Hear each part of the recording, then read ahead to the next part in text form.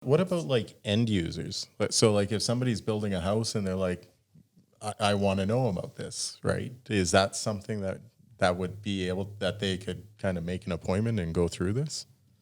I'll go on a limb and say absolutely. Yeah. If someone out there wants to come see the passive house on the corner of 16th Avenue and 14th Street, email me. I'll help you get in there and check it out. Like they would never turn someone away from coming and check that out. Well, and the reason I ask is I'm trying to figure out a way. Like we seem to build all these things to minimum specs right now, and I see a lot of people saying, oh, if I, like they buy their house and they're like, oh, I wish I would have known about that, right? Like. And it's like, well, it probably would have cost you $25,000 or $30,000 more for that. Would you have still been interested?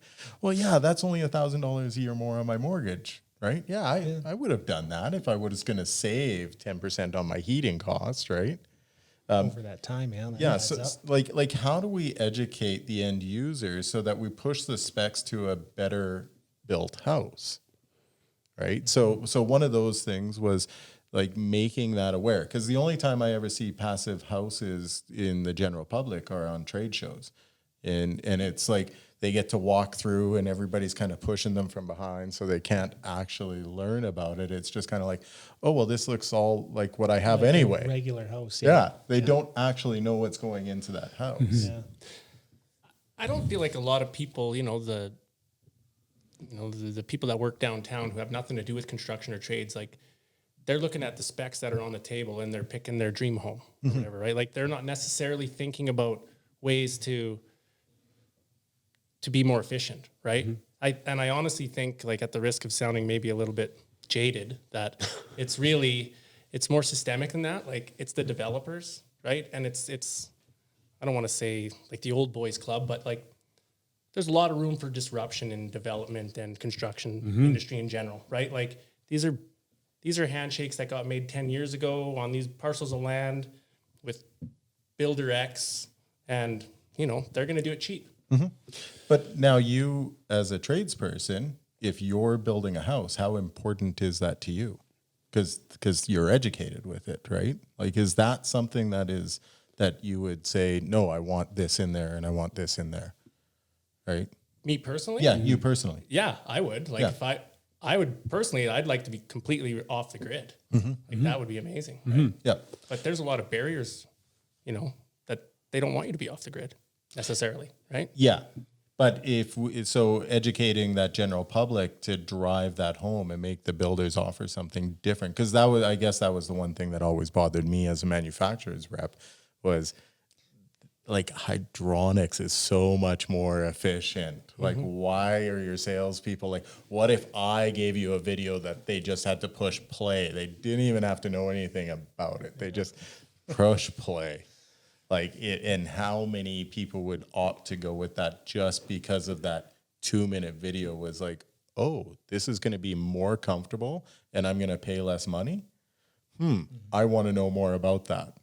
Right. Instead of just saying, what color do you want your sink and toilet package? Right. We talk about this. It's like everything is fashion. What looks good. What fits well in the catalog. Right. There's nothing. You never see what's behind the drywall or what's under the floor. Right. There's no conversation about that. Well, I get the original part of this is setting up those opportunities for end users to come and get educated from our technical schools and kind of bringing that together, I think would be a great start to pushing the builders to offer better options for building.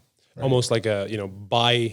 I mean, this is something that I was thinking of as Jeff kind of started this topic is like are you buying your first home or buying a home 101? What to look for? Mechanical systems, windows, insulation, building envelope, roofing. Like, what are the different things that you want to look at? Energy, electrical. Is this house for you, or is it for a renter, or is it like how long do you want to live in? Price point, exactly. kind of thing like too, trying to right? teach. First time home buyers are kind of like just I need to get in instead of paying rent, and then as you.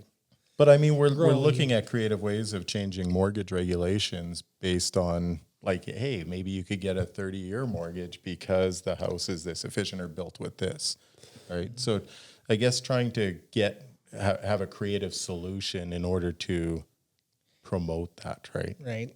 I mean, a lot of it really starts at the demand, right? Where, because the consumer, the customer, they determine what, and that's what, I mean, we put this question to builders, they're going to say, well, the customers don't care. Right.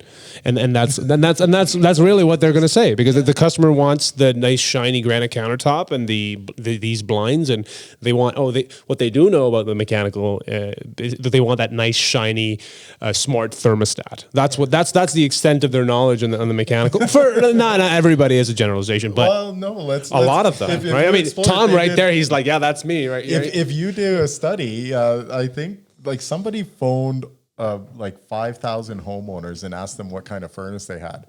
And I think it was like 93% said, oh, I've got a Honeywell furnace. thank you. Because that's what their thermostat said, right? and that was kind of it. And we bug all the new homeowners of not doing service. And they're like, well, we didn't know we had to, Yeah. right? So Kind of Filters chicken and egg, right?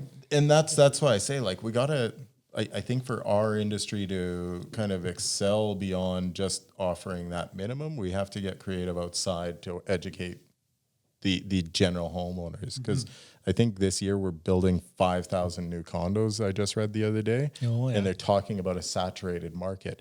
And all of these builders are building to minimum grade. So what separates a homeowner that's going to look at living in that downtown condo for 20 years versus somebody who's buying it as an investment property? Because I think those factors are going to shape the way that we're purchasing now. People are starting to understand green, right? We have to be better. We have to. It's geography too.